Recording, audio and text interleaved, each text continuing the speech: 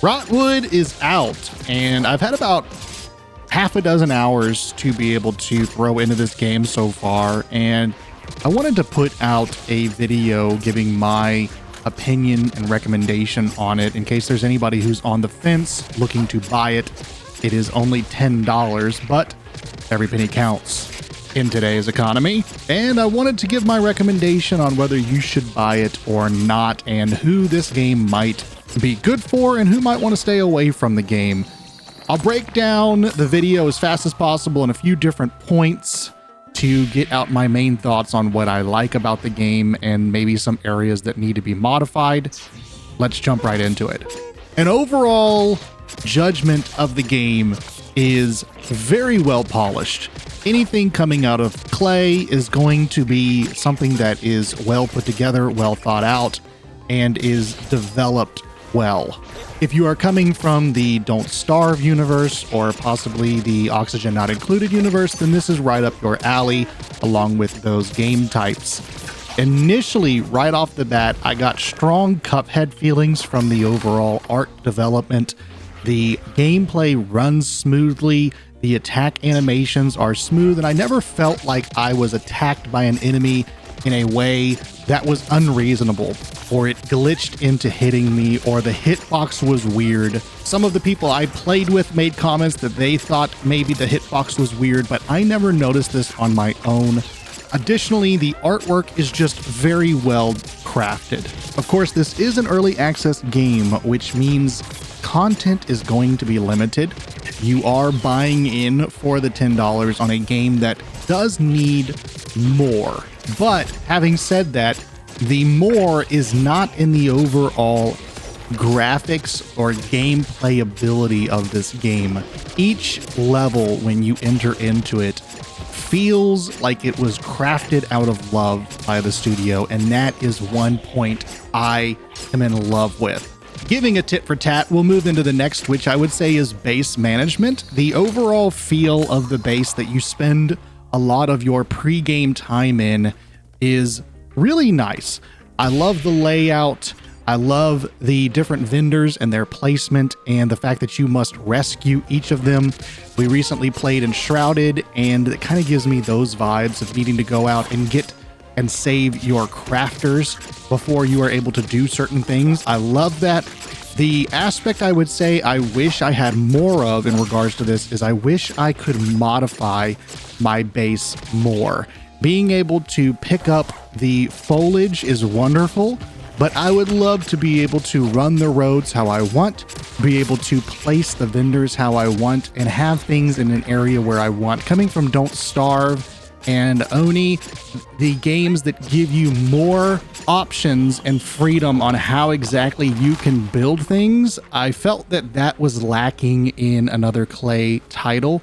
I really expected to be able to modify this a lot more, and that is definitely one area I hope they are up for modification. The next system we'll cover is the weapons and armor, and I am particularly in love with the new modifications of these weapons. Of course, you've got the hammer and the spear, which feels like standard weapons for a game like this, but the addition of a cannon and the ball boomerangs is really amazing. The cannon restricts your gameplay on mobility, but provides a good amount of damage output. And the ball boomerangs provide you with a lot of versatility on whether you want to stay long range or come in close range for attacks. You can do pretty insane combos with the ball boomerangs, punching the balls as they come down. That really rewards you for using them for long term and becoming adept at using them. Upgrading these weapons are pretty easy as you play through the levels and you naturally accumulate resources. Those resources are then turned into upgrading those weapons. You can also do the same for the armor, which you will start with a basic set, but on your playthrough through the dungeon, you will come across a particular room that lets you buy new variations of those weapons and different armors. You can equip light, medium, and heavy armor, and each of those armor accumulates a weight that changes your different dash. I have not tested out heavy armor to be able to say how that dash or dodge applies yet. I have really been running and enjoying the light armor that makes it to where I can dash across the map pretty fast. Speaking of the upgrade system, we will get into the powers a little bit. I felt that the powers that you accumulate through your dungeon crawl are very unique and can drastically change how you are playing the game. If you are choosing a specific loadout for, let's say you're running the spear with some light armor, then predominantly choosing powers that give you crit chance or increase your damage based on your run speed is very beneficial, while playing more of a support role that chooses upgrades to revive people and get certain benefits is better in other scenarios. I love the fact that the powers are randomized, which means you have to change things on the fly. You may be able to play one specific loadout for one run, and then the next dungeon crawl you are running an entirely different loadout based on what the game decides to give you. Touching back on the level development, I will say that the enemies all seem pretty unique.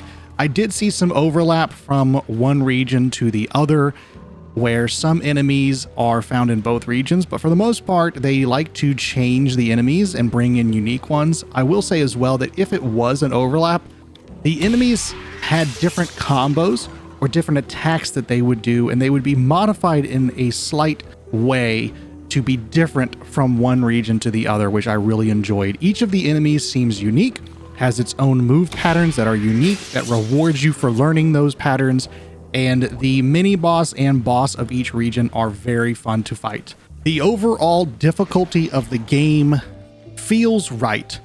I have played a little bit on solo, and I played quite a fair amount with multiplayer, both with 2 friends and just one other friend. Solo gameplay I found to be very rewarding. Of course, I didn't do the solo gameplay until I had a chance to go through quite a few upgrades, which meant that I was able to blow through most of the dungeon up to the bosses without much difficulty. Having said that, the ability for teammates to revive you in multiplayer is definitely a point that makes multiplayer substantially easier. As soon as you are knocked down in solo play, your dungeon crawl is over and you must start back at the beginning. The only caveat to that is there is a power-up that lets you mulligan, where as soon as you go down, it deletes that power and you come back with 50% health. I would say that in solo play, anytime that power is given to you, you should take it. There are a few other powers that give you the ability to heal more and gives different healing buffs based on doing certain things, and those are also pretty crucial during solo play, where your health is much more of a concern compared to multiplayer when you have somebody to bring you up. The last aspect, which I think is honestly the most important, is replayability. This is a $10 game, and as it currently stands, there are only a few regions to be able to run through. I would imagine that they will add more along the early access road up to the full release, along with possibly more weapons and more armor. Of course, those are just a hope and a dream for myself, but as far as it goes for the replayability of running through the dungeon, in my hours of gameplay, every single run, which takes about 20 minutes, has felt unique and different than the prior run. There is enough power-ups, weapons, armor, enemies, and areas that provide enough randomization that each time it has felt unique. I will say in the last hour or so, that has gotten more familiar, which has made it a little bit more comfortable for me to play through and kill enemies without having much difficulty. But just like someone mastering a Souls-like game and being able to beat a boss over and over because you understand their mechanics more, it does not take away from my replayability of the game, but rather makes it feel more rewarding that I can understand basic movements and be able to move around those movements and not get hit. So far, it has felt pretty good and rewarding to be able to play more and understand each of the enemies and how they move. I feel pretty confident that the replayability aspect of this game right now may be lacking, but as they add more and more content, I know it will increase more and more due to the variety and randomization of that content. It is packaged differently each run, and something as simple as changing a piece of gear or changing your weapon can completely change how you play the game. To recap, I feel that they really hit home with the overall aesthetic aspect of this game. It feels good to play through the game. It is visually pleasing. And so far, the gameplay has been rewarding, where at the end of a run, even if I fail, I still feel that I received something from that run, whether it be a better understanding of how the mechanics play, or whether it be through craftable items that let me upgrade my gear, or even getting new gear in the shop along the way. I do wish that there was more to the game, which of course the early access aspect of that balances it out. You buy into it understanding that there is a limited amount of content, but Xing out the lack of certain content, the one main aspect I feel is very lacking is the base customization aspect. I want to be able to pick up more, move it around, make it feel like it's actually my home, my base, and create something that really feels comfortable to me. Thanks for watching. Hope you'll have a good one.